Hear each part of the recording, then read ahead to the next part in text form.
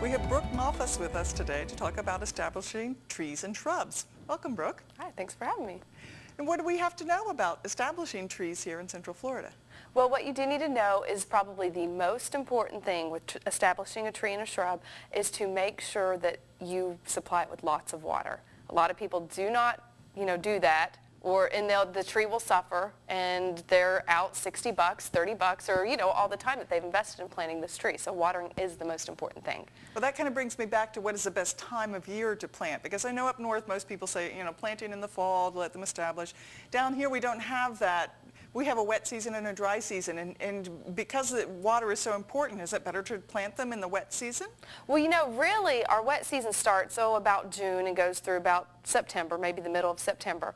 But I really kind of steer people away from planting during the summer months just because if we don't get rain, it gets very, very hot and very dry very quickly. So to me, the best times of year to plant your trees is in the fall time when the weather is starting to get a little bit cooler. Or you can even do the winter if you have a deciduous tree, meaning a tree that doesn't have any leaves on it during the winter, it's dormant. Or you can plant it in the spring. If it's something that gets frost damage very easily, like a citrus tree, then go ahead and plant it after the first danger of frost, or the last danger of frost is passed for the year. So in that way it can establish and get prepared before we do get frost and freezes later on.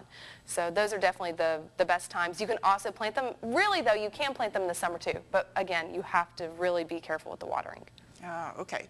Now, how do you choose a tree or shrub to plant in the landscape? Okay, well, you want to do a little research first. Again, you don't want to invest money and time into planting the wrong tree in the wrong place. So you want to plant the right tree in the right place.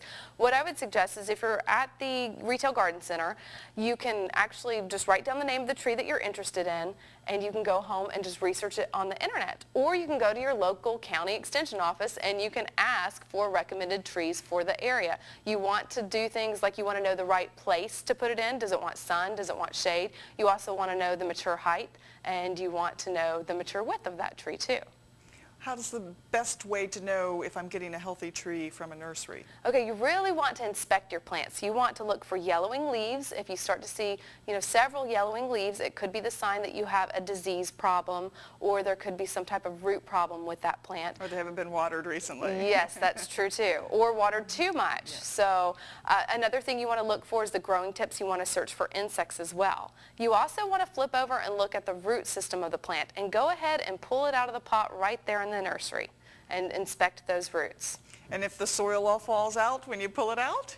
Because I would be worried about making a mess. Yeah, well, you just go ahead and do it. Ask for forgiveness later from the nurserymen. But it's so very important to check the root system, because if you pull it out and you have a really compact root ball and it's got lots of circulating roots, you may want to avoid that plant.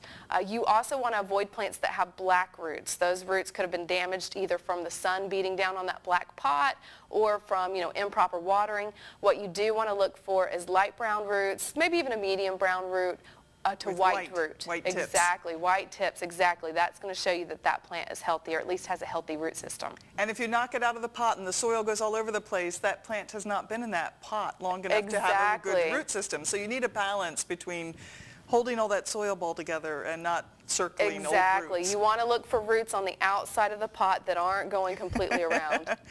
Now, how should I plant my tree or shrub that I've chosen in the nursery? Okay, well, you don't want to take a $100 tree and plant it in a $10 hole. So you want to take the right amount of time to plant that hole correctly. And what you want to do is you actually want to plant that tree to where you have the hole is about 2 to 3 times the size of the root ball of the tree. And you also want to plant it to where that hole's a little bit shallow. You want about 10% of the root ball, like you can see in this slide, 10% of the root ball sticking out the top of that hole. And that's because most people actually plant their trees too deep, and this can lead to lots of problems. And most nurserymen and researchers agree that planting a little too high is definitely better than planting too deep. Now, at the time that you put it in the soil, should you also check the root system then, or cut off any, if there are circling roots, Yes. cut those? spread out the roots, because you got to make sure, sometimes people kind of wind the roots around and stuff the plant in a hole. You gotta make That's sure the you worst thing spread you it could out. do. Right, exactly. One thing you can do if you do have circling roots is go through with a sharp pair of pruners or a very sharp shovel and go around that root ball. And you'll have a root and it will come out and be growing, and then all of a sudden it will hit the container and it will grow straight down. That root's always going to grow straight down. So you want to cut it all the way back to where it starts to bend in that container. Now, if you hit roots that are more than a third of the diameter or about the third of a diameter of the trunk, you could kill that tree. But to me, it's better to have a tree that's, well established than to have a tree 10 years from now have a hurricane and not have a good supportive root system and have it topple down in your landscape. That's true. Now, you've said water was so important. How much water and how long do I give this extra water to a plant? I mean, can I finish, watering it every day for a week and that's it? Definitely not. And a lot of people try to do that too. So watering it all depends on the size of the tree. For something, say, less than 2-inch diameter, you can do every day or every other day for a couple weeks, and then you want to water at least 2 to 3 times a week for about 2 to 3 months. If you have something that's greater than 4 inches in diameter, you want to water every day or every other day for about 6 weeks, and then water 2 to 3 times a week for about 5 to 6 months. Wow. So, and the length of time that you water goes up depending on the caliper of the tree.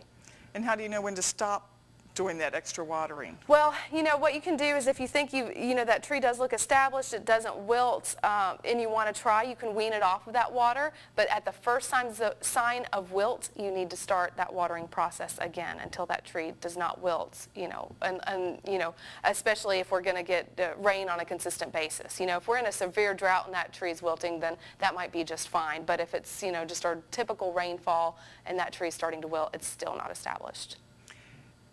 What's the best way to irrigate the trees? Okay, the best way to irrigate, you can actually build a little berm, and you want to do this at the time of planting. You can use mulch, or you can use compost or just soil to build a little berm around the tree. Then take a garden hose and pull it out to the tree, fill up that berm, let it soak down into the soil. You want to do this at least twice per watering. And a berm is just like a little hill of soil or Exactly. mulch to hold to make like a dish to hold that water around the root ball. Right, and you want to do it towards the edge of the hole. And remember, the hole's going to be 2 to 3 times the size of the root ball. That's where you're going to have that berm there. So you're forming a basin. So if it rains or if you're watering, it's going to fill that basin and perk down to where the roots are. Instead of running off. It's very critical if you have it like on a slope. Exactly, yes, that's exactly right. And you may have to rebuild that berm, throughout the time to get it established.